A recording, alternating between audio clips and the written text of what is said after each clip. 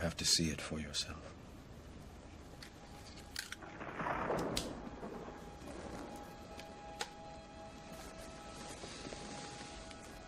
This is your last chance. Well, right now, diplomats the world over are scratching their heads on how to manage the situation in Libya. And on top of sanctions, Colonel Gaddafi now faces the possibility of a no-fly zone over his country. British Prime Minister David Cameron said he would work with his allies on preparations for such a plan and would not rule out the use of military assets. At the same time, the United States is also repositioning its naval and air forces around Libya. The BBC's diplomatic correspondent James Robbins is following that part of the story. If Gaddafi had an intent to try to reprice his oil or whatever else the country was selling in the global markets and accept something else as a currency, or maybe launch a gold dinar currency, any move such as that would certainly not be welcomed by the power elite today who are responsible for controlling the world's central banks. So yes, that would certainly be something that would cause his immediate dismissal and the need for other reasons to be brought forth for removing him from power. It's happened before. In 2000, Saddam Hussein announced Iraqi oil would be traded in euros, not dollars. Sanctions and an invasion followed. Some say because the Americans were desperate to prevent OPEC from transferring oil trading in all its member countries to the euro. The UK's gold is kept here in a secure vault somewhere in the depths of the Bank of England. As in most developed countries, there's not enough to go around. But that's not the case in places like Libya and many of the Gulf states. A gold dinar would have given oil-rich African and Middle Eastern countries the power to turn around to their energy-hungry customers and say, sorry, the price has gone up and we want gold. Some say the US and its NATO allies literally couldn't afford to let that happen. Laura Emmett, RT, London.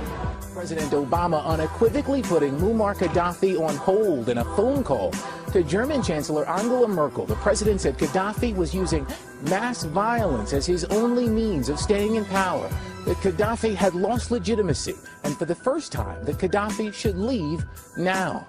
And late last night, the White House rolled out new sanctions against Libya, blocking bank accounts and freezing the assets of Gaddafi, his regime, and Senior and his children. The president had held back on calling for Gaddafi to step down until U.S. citizens were safely out of the country. Today, the president intensified the pressure. Russ. Joel Brown. Channels looks fake. They create an illusion of military action. Where are the aircraft? Where are the bomb raids? Where is the destruction and casualties we hear so much about?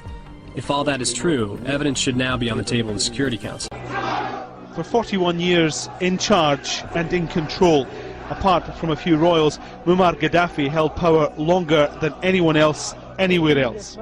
Even in the last few days, his country facing attacks from an international alliance, he was full of bravado, full of contempt for those who sought to end what he saw as a glorious rule to be hailed forever. If Tripoli was to burn, like Baghdad did, why would you allow for this to happen? How can you let Tripoli, which was beautiful and safe, how can you allow for it to be a place of destruction and be set alight? This should not happen. This must not happen.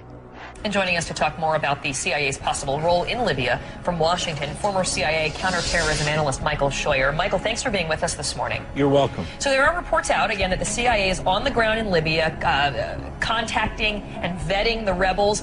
Is this setting the stage to arm them? I don't think there's any other possible reason for it. And the president clearly has sent the agency in to find out who he is supporting and to see what kind of material, human material, we would have to work with if we decided to, if the president decided to arm and train these people over the longer term. Yeah, and you're concerned about this prospect. You think it could become another Taliban situation for the U.S. What, in your mind, is the worst-case scenario here? Well, Libya has been very strong in sending young men or having its young men go overseas to fight in Islamic insurgencies in the Balkans, in Chechnya, Afghanistan, especially Iraq, when the height of the fighting was there. Those that don't get killed, of course, go home. And I think the core of the resistance, whatever little military ability they have, is probably made up by people elsewhere we would call mujahideen. And so it's a dicey proposition to be getting involved with this. I'm not sure that the opposition, if it takes power, is going to be much better than was Gaddafi. But that's why you need to have the CIA, I presume, in there vetting, as we said, who are these people, who are the elements that are funding them or supporting them, who are the politically the most palatable and the least palatable among them. The White House saying that no decision has been made. I have a question for you as a CIA veteran, I guess. I mean, the fact that we even know about this, is that unusual? I mean, should we just assume that the CIA in this sort of a situation would, of course, be in there on the ground? What's the alternative if we don't arm the rebels and they're clearly outmanned and outgunned by Gaddafi's forces? What's the better solution here? The better solution was, as Mr. Paul said, never go at all. This was none of our business. But I think what we're seeing is the string is playing out. We threatened Gaddafi and that didn't work. There's an arms embargo and an economic embargo. That didn't work. There was a UN resolution and that didn't work. Aerial bombing has continued and has impact, but it hasn't defeated him. Now we're at the stage where we're going to try to apparently try to train and arm the resistance. That takes a long time. I don't know if we have that time against Gaddafi. What we're seeing is the president putting himself into a corner where his only option is ground troops.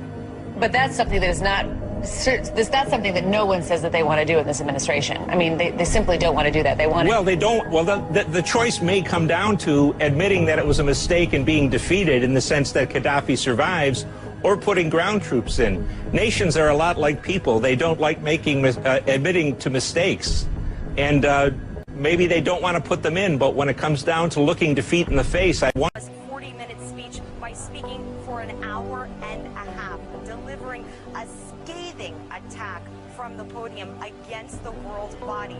It was as if fireworks went off. Seriously, what he said was that the UN, the world body, has failed to intervene or prevent 65 wars since the inception of the UN in 1945. Now, as Gaddafi spoke from the podium, he was holding a copy of the UN Charter in his hands, waving it ferociously, and he was saying that the UN right now is not a democratic institution because it's really the Security Council that holds the power, particularly 5 veto-wielding members of the Security Council that hold the power. He said that the power needs to be held by the General Assembly. He said that's what would make this international body more democratic. And what he said that actually shocked everybody that was watching his speech was that the Security Council should instead be called the Terrorism Council. And we should not accept any resolution taken by the Security Council according to its composition right now. We were under trusteeship, we were colonized, we are independent, and now we are here to decide the future of the world in a democratic way that will maintain world and peace security. All people, small and big, are equals. This is terrorism, like the terrorism of the Qaeda. This is terrorism. This is in full contradictions and full intervention of the United Nations charters, and we signed that. And unless we do things in the charter of the United Nations according which we agreed, otherwise we don't speak diplomatically, we are not afraid, we are not coveting, and we were not being nice to anybody. Now we are talking about the future of the... There is no hypocrisy, no diplomacy, because it is a decisive and important vital matter.